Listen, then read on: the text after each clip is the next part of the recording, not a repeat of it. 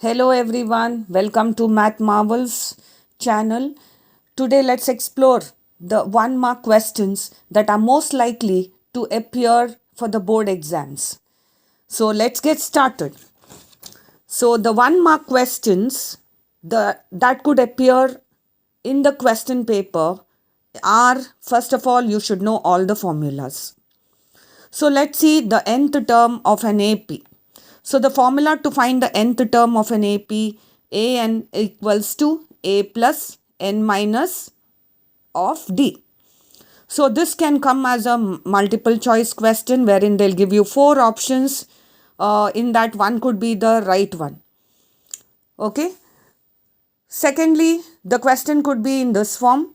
The first term is A, common difference is D. Okay, I've written C dot D, which is common difference. And then the sum to n terms. So Sn is equal to n by 2, 2a plus open the bracket n minus 1 of d. So this also could be a multiple choice question wherein they give you 4 options and one answer is correct. We also can have a question like this. The first term is given as a and last term is denoted as an. Then find the sum to n terms. First term is a, last term is an. So sum to n terms. So the formula will be Sn is equals to n by 2, open the bracket, a plus an. So you should know all the formulas because it could come as a multiple choice question or a 1 mark question.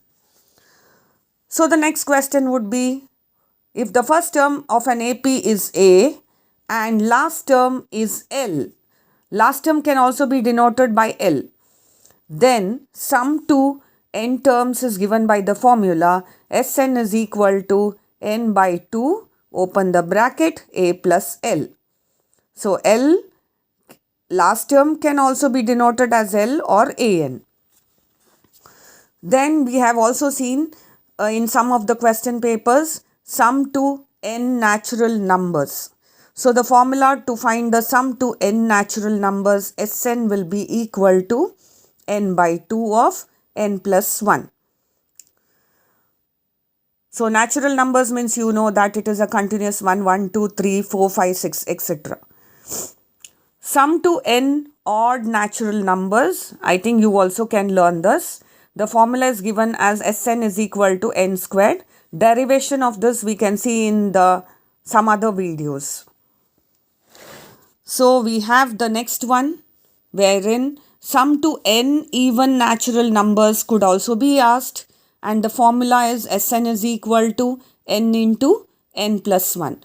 So dear students, kindly learn all the formulas. So the formulas can appear in the board exam as a multiple choice question or a short 1 mark question. Then we could have some sums like this for 1 mark question. Minus 1, minus 3, minus 5 dash etc. are in AP. Okay. So this is in AP and they have asked you to find the common difference. So how do you find the common difference? So the first term we denote as A1. The second term we denote as A2. So for common difference, 2 terms are enough because they have already told that this sequence is in AP. So common difference is denoted by D, which is equal to A2 minus A1. So this is equal to A2 is minus 3. Then there's a minus here. So put that minus. A1 is again minus 1. Close the bracket. I've already told you in my previous video, whenever there's a minus sign and if you have a term, kindly open the bracket and put the next term in the bracket. So you have minus 3. Minus of minus, minus into minus will be plus 1. So students, we go to the basics of arithmetic. When signs are different, what do we do? Subtract. So 3 and 1 subtract 2. Sign of the bigger number, that is minus 2. So common difference is D equal to minus 2. So this kind of sum could also appear in the question paper. Okay, most likely questions. Now, we'll go to the next type of a question. If nth term of an AP is an is equal to 2n minus 3, find its third term. So this is just an example I've taken. You could go through all the previous question papers, probably from 2019 onwards. If you check out all the question papers, you could find some questions like this in the question papers. So they have told you to find the third term. Third term means n will be equal to 3. So A3 is equal to, wherever there is n, substitute for 3 minus 3. So 2 into 3, 6 minus 3, which is equal to 3. So the third term, the value of the third term is 3.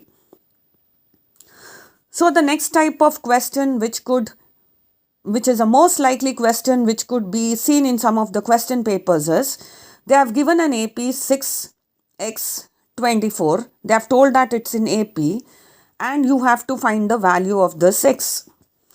Now there are two ways of working out the sum.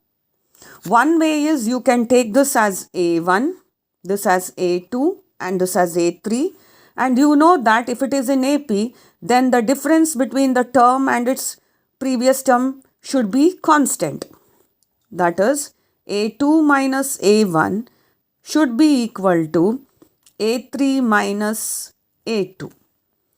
So A2 minus A1, A2 is x minus 6 is equal to A3 is 24 minus x. Bring all the like terms together. So x plus x, when minus x comes this side, it will be x plus x equals to 24 plus 6. Okay, 2x, x plus x is 2x, is equal to 30.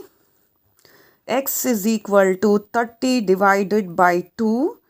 2 1s are 2, 15s are. So we get x is equal to 15. So this could be one method. There is another method, and if you want to save time, I think you could use the other method. So in some of the old textbooks, we have already seen that arithmetic mean, arithmetic mean of 3 numbers is given by the formula a plus b divided by 2, arithmetic mean. So the middle one, that is A2, is taken as arithmetic mean equal to the first term is A and the third one is B. So it will be 6 plus 24 divided by 2. So x is equal to 30 by 2, which is equal to 15. So dear students, if you want to be perfect in maths, so my suggestion would be that you work out regularly, then you will be surely perfect in maths, and I wish you success for your exams. Thank you.